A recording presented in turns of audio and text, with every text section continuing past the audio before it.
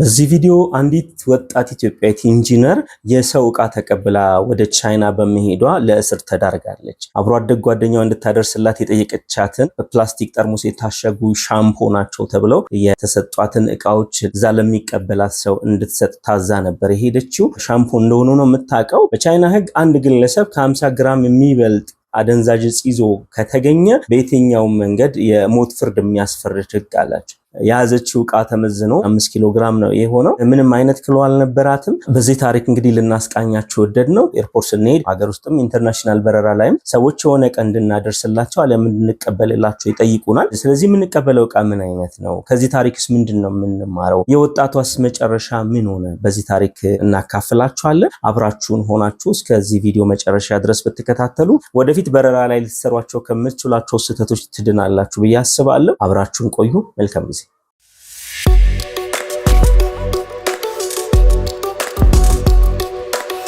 ወጣቷ አዲስ አበባ ተወልዳ አድጋለች። የሁለተኛ ደረጃ ትምህርቷን በካቴድራል ሁለተኛ ደረጃ ትምህርት ቤት ጨርሳ አዲስ አበባ ዩኒቨርሲቲ በሲቪል ኢንጂነሪንግ የመጀመሪያ ዲግሪዋን ይዛለች። ኢንጂነር ናዝራዊት አበራ ለቤተሰቡ የመጨረሻ ልጅ ስትሆን ከ8 ዓመቷ ጀምሮ አባቷ በማለፋቸው እናቷ አባትም እናትም ሆነው ነው ያሳደጓት። በትምህርቷ ውጤታማ በቤተሰቦቿና በጓደኞቿ ተወዳጅና በስራዋ ታታሪ የሆነችው የ27 ዓመት ወጣት እንደ ማንኛውም ጤነኛ ሰው ነገን አብዝታ ትናፍቃለች። ነገዋን ለማስተካከልም በተሰማራችበት የሙያ ዘርፍ ላይ ያሉ ክፍተቶችንና መልካም አጋጣሚዎችን ስትፈልግ የኮንስትራክሽን ፊኒሺንግ ማቴሪያል በሚፈለገው ልክ እንደማይገኝ ታስተውላለች። ስለዚህ ነገር ለማጥናትም አስባ ወደ ቻይና ለማምራት ታቅዳለች። ይህንን ሐሳቧን አብሮ አደግ ጓደኛዋ ለሆነችውና ሆስቴስ ለነበረችው የቅርብ ወዳጇ ስምረት ካሳይ ታማክራታለች። አብሮ አደጓ ስምረትም የናዝራዊትን ሐሳብ ደግፋ ቀን አመቻችታ አብረው ሊጓዙ ቪዛቸውን አስመትተው የበረራ ትኬታቸውን ይቆርጣሉ። ከዚህ ባለፈም ቻይና ጓንጁ ሲደርሱ የሚያርፉበት ሆቴል አስይዘው ለቆይታቸው የሚሆን ዶላርም ቀይረዋል። የበረራው ቀን ደረሰ። የናዝራዊት ጓደኛ ስምረት አባቷ በድንገት እንዳረፉና ጉዞዋን ማድረግ እንደማትችል ትነግራታለች። እሷ ይዛው ልትሄድ የነበረውን 5 የፕላስቲክ ጠርሙስ ሻምፖ ለሰው እንድታደርስላት ትሰጣታለች። ለማን እንደምትሰጥላት የጠየቀችው ናዝራዊት ጓንጁ ኤርፖርት ደርሳ ፍተሻውን ጨርሳ እንደወጣች መድረሷን ደውላ እንድትነግራትና ተቀባዩ ሰው መጥቶ እንደሚቀበላት ትነግራታለች። ናዝራዊትም ወዲህ መጀመሪያ ጉዞዋን ለብቻዋ ማድረጓ፣ በሌላ በኩል ደግሞ የአብሮ አደግ ጓደኛዋ አባት አርፈው ጉዞዋን ማስቀደሟ ደስ ባይላትም ተስማምታ ሻምፖቹን ትቀበላለች።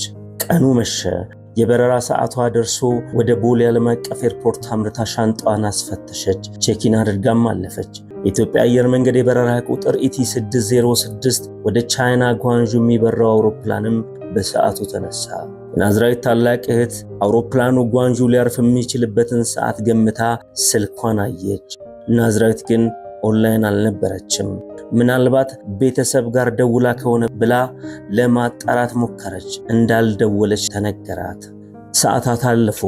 የናዝራዊት ድምፅ አልተሰማም። እህቷ አባይ ግራ ሲገባት ወደ ኢትዮጵያ አየር መንገድ ደወለች። አውሮፕላኑ በሰዓቱ ቻይና ጓንጁ ደርሶ ካረፈ ሰዓታት እንዳለፉ ተነገራት። ግራ ተጋባች። ኢትዮጵያ አየር መንገድ ውስጥ አውሮፕላን አብራሪ የሆነው ወንድማቸው ከሄደበት ሲመለስ ተደዋወሉ። የእህታቸው ናዝራዊት በረራ ቻይና ከደረሰ እንደቆየና እሷ ግን ኦንላይን እንደሌለችና እንዳልደወለች ነገረችው። በሚያውቃቸው ሰዎች በኩል ወደ ቻይና ጓንጁ ኤርፖርት ደውሎ ለማጣራት ሞከረ። ያገኘው ምላሽ ግን እጅግ አስደንጋጭ ነበረ። ናዝራዊት በሻምፖ የፕላስቲክ ጠርሙሶች ውስጥ አደንዛዥ ዕፅ ይዛ በመገኘቷ በፖሊስ ቁጥጥር ስር ውላ ማረፊያ ቤት እንዳስገቧት ይነግራታል። ያሳደገቻት ታላቅ እህቷ ናዝራዊት ላይ ከባድ ሴራ እንደተሴረባት ገብቷታል። ቀጥላ ለማን እንደምትነግርና ምን እንደምታደርግ ግራ ገባት። ግን አርፋ አልተቀመጠችም። ብዙ ሰዎች ጋር ደዋውላ የተለያዩ መረጃዎችን ለመሰብሰብ ሞከረች። በዚህ ሂደት ውስጥ ግን ሌላ ከባድ ድንጋጤ የሚፈጥር ነገር ሰማች። በቻይና ሕግ መሰረት አንድ ከ50 ግራም በላይ የሚመዝን አደንዛዥ ዕፅ ይዞ የተገኘ ግለሰብ የሞት ፍርድ እንደሚፈረድበት ትሰማለች። ቀናቶች አለፉ። ሳምንታት ተቆጠሩ። በቻይና የሚገኙት የኢትዮጵያ ቆንስላ ሰዎች እንዲያዩት ተፈቀደላቸው። ስላያያዟ ምንም የሰብአዊ መብት ጥሰት እንዳልተደረገባት ከማየት በዘለለ ግን ማነጋገር ከባድ ነበረ። የተገኘባት ነገር ያናል ከባድ ነገር ነው ብላ ያላሰበችው ኢንጂነር ናዝራዊት መጽሐፍ ቅዱስ ከስራዋ ጋር የተገናኙ ግንባታ ነክ መጽሐፍቶችና ቻይንኛ በእንግሊዝኛ መዝገበ ቃላት እንዲሰጣት በማረፊያ ቤቱ አዛዦች በኩል ብታስጠይቅም መጽሐፍ ቅዱስ ማስገባት ሕጉ እንደሚከለክል ተነገራት። ጊዜው እየነጎደ ቢመጣም ምንም ጠብ ያለ ነገር የለም። የኢትዮጵያ አየር መንገድ ፓይለት የሆነ ወንድሟ ወደ ቻይና ቢመላለስም በሕጉ ምክንያት እህቱን ማየትም ሆነ ማናገር አልተፈቀደለትም። የፌዴራል ጠቅላይ ሚኒስትር ዶክተር አብይ አህመድን ጨምሮ የኢትዮጵያ የውጭ ጉዳይ ሚኒስትር ጽሕፈት ቤት ጉዳዩን በቅርበት እንደሚከታተሉት ገልጸዋል። የናዝራዊት ቤተሰቦች፣ አብሮ አደጎችና አብሯት የተማሩ ወዳጆቿ በተለያዩ የመገናኛ ብዙሃን ድምጻቸውን አሰምተዋል። በተጨማሪም change.org ላይ ናዝራዊት ፍትህ እንድታገኝ ያስፈልጋታል የተባለው ከ10,000 በላይ ድምጽ ለመሰብሰብ ታስቦ ከ200,000 በላይ ፒቲሽን አሰባስበዋል። ወጣቷ ኢንጂነር ናዝራዊት አበራ እንዲህ አይነት ምስቅልቅል ያለ ምናልባትም የሞት ፍርድ የሚያስፈርድ የሕግ ጥሰት ውስጥ እንድትገኝ ምክንያት የሆነችው አብሮ አደግ ጓደኛዋ ስምረት ካሳይ ክስ ተመስርቶባት ጥፋተኝነቷን የሚያረጋግጡ የተለያዩ የሰው የድምጽና የሰነድ ማስረጃዎች ተገናዝበው የ15 ዓመት እስር ተፈርዶባታል።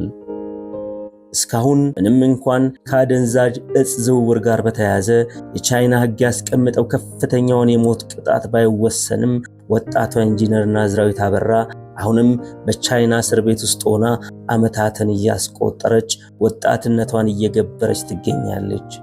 በቻናላችን ቤተሰቦች ስም ናዝራዊት ፈጣሪ ከክፉ ፍርድ ጠብቋት ለሀገሯ እንድትበቃ ምኞታችን ገልጻለን።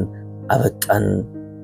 እንግዲህ ቤተሰቦቻችን የናዝራዊት ታሪክ የተከታተላችሁትን ይመስላል። ከናዝራዊት ታሪክ የምንማረው ብዙ ነገር ያለ ይመስለኛል። እናንተም የታዘባችሁት ነገር ይኖራል። ጓደኝነት ምን መምሰል አለበት፣ ሰዎችን ስናምን እስከምን ድረስ ነው የሚለውንም ነገር በደንብ የታዘበን ይመስለኛል። አንዳንዴ እንግዲህ ጓደኝነትን በዚህ መለካት ከባድ ሊሆን ይችላል። ያም ሆኖ ግን በእንዲህ አይነት ሁኔታ ላይ አሳልፈው የሚሰጡን ጓደኞች ካሉ ግን ራሳችንን መጠበቅ መጠንቀቅ እንዳለብን የሚያስገነዝብ ይመስለኛል። ከዛ ባለፈ ደግሞ ኤርፖርት ላይ የተለያዩ ግለሰቦች በተለይ የሀበሻ መንገደኛ እቃ እንላላካለን፣ እንቀበላለን። ብዙዎቻችን በተለያየ ጊዜ የሀገር ውስጥም ኢንተርናሽናል በረራ ስናደርግ ሰዎች እቃ አድርሱልን አሊያም ተቀበሉልን ብለውን አድርገነው እናውቃለን። ግን የምንቀበለው እቃ ምን አይነት ነው? እንዴት አድርገን ነው ቼክ የምናደርገው? እቃዎቹ ሰዎቹ ፈትሸው ነው የሚሰጡን ወይስ ፓክ አድርገው ነው የሚሰጡን? አሁን ወንጀል ታሪኮች በጣም ተበራክተዋል። በተለይ ከአደንዛዥ እጽ ጋር በተያያዘ ሰዎቹ እንዴት እነዚህ ያልተፈቀዱ አደንዛዥ እጾች በምን መንገድ እንደሚያልፉ በጣም በርካታ ጥናቶችን አድርገው እንግዲህ የቻሉትን ነገር በሙሉ ያደርጋሉ። ሰዎቹን ስለምናቃቸው አሊያም ደግሞ